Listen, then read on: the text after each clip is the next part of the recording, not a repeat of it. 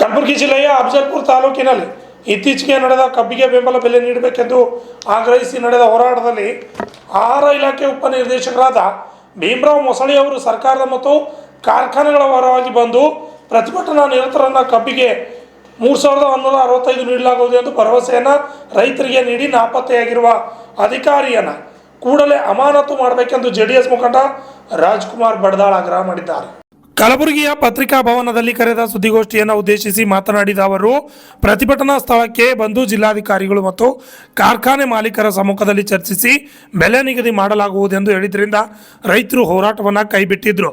ಆದರೆ ಸರ್ಕಾರ ಕಬ್ಬಿಗೆ 2950 ರೂಪಾಯಿ ಎಂದು ಹೇಳಿ ರೈತರಿಗೆ ವಂಚಿಸುತ್ತಿದ್ದಾರೆ ಎಂದು ದೂರಿದವರು, ಅಧಿಕಾರಿಗಳು ಕೊಟ್ಟ ಮಾತಿನಂತೆ 8 ದಿನಗಳೊಳಗೆ ಕಬ್ಬಿಗೆ ಬೆಲೆ ನಿಗದಿ ಮಾಡಬೇಕು ಮತ್ತು ಸುಳ್ಳು ಹೇಳಿ ರೈತರನ್ನು ವಂಚಿಸಿರುವ ಅಧಿಕಾರಿಯನ್ನು ಅಮಾನತು ಮಾಡದೆ ಹೋದರೆ ರೈತರೊಂದಿಗೆ ಪುನಃ ಉಗ್ರವಾದ ಹೋರಾಟ ರೂಪಿಸಲಾಗುವುದು, ಪ್ರತಿಭಟನೆಯನ್ನು ಮಾಡಲಾಗುವುದು ಎಂದು ಜಿಲ್ಲಾಧಿಕಾರಿಗಳ ಕಚೇರಿ ಮುತ್ತಿಗೆ ಹಾಕಲಾಗುವುದು ಎಂದು ಸಂದರ್ಭದಲ್ಲಿ ತಿಳಿಸಿದರು.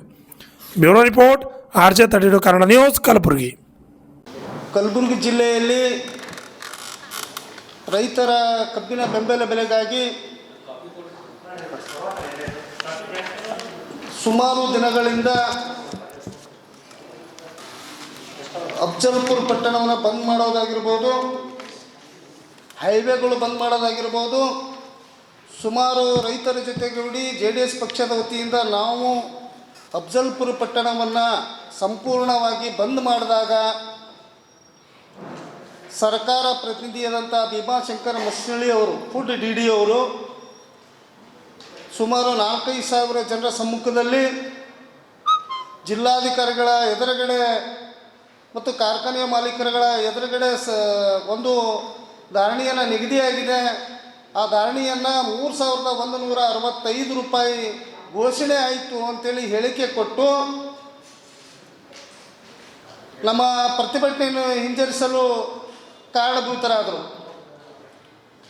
ನಾವುಗಳು ರೈತರ ಜೊತೆಗೂಡಿ ವಿಜೃಂಭಣೆ ಆಚರಣೆ ಮಾಡಿದೀವಿ.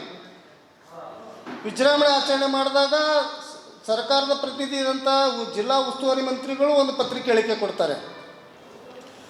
2950 ರೂಪಾಯಿ ಕಾರ್ಖಾನೆ ಮಾಲೀಕರು ಕೊಡ್ತಾರೆ, 50 ರೂಪಾಯಿ ಸರ್ಕಾರ ಕೊಡ್ತದೆ, ಟೋಟಲ್ ಆಗಿ 3000.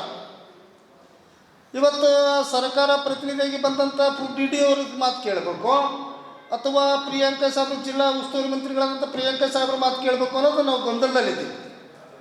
ಇವತ್ತು ತೀರ್ಮಾನಗಳ ಸರ್ಕಾರ ಕೊಟ್ಟಂತೆ ನಮಗೇನು ಹೋರಾಟ ಹಿಂದೆ ತಗೊಳ್ಳಿ, ನಾವು ಈ ಧಾರಣೆ ನಿಗದಿ ಆಗಿದೆ ಅಂತ ಹೇಳಿದ ಬಗ್ಗೆ ನಾವು ಫುಡ್ DD ಆದಂಥ ಭೀಮಾಶಂಕರ್ ಹೇಳಿಕೆ ಒಪ್ಕೋತೀವಿ.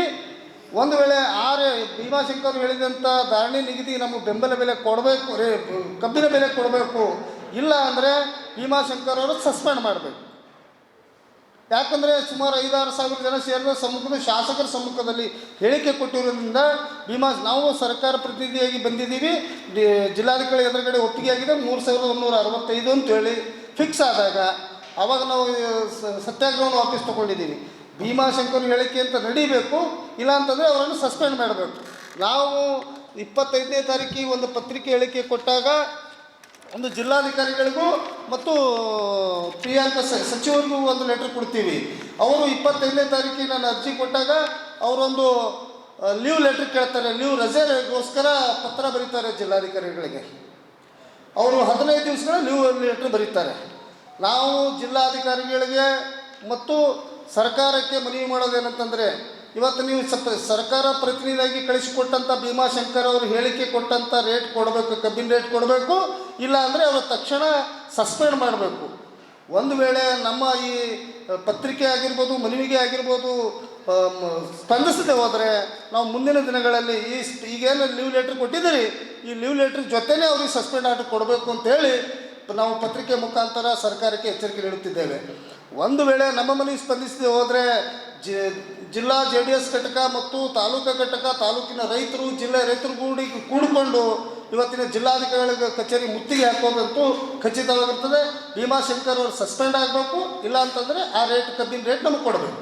ಧನ್ಯವಾದಗಳು.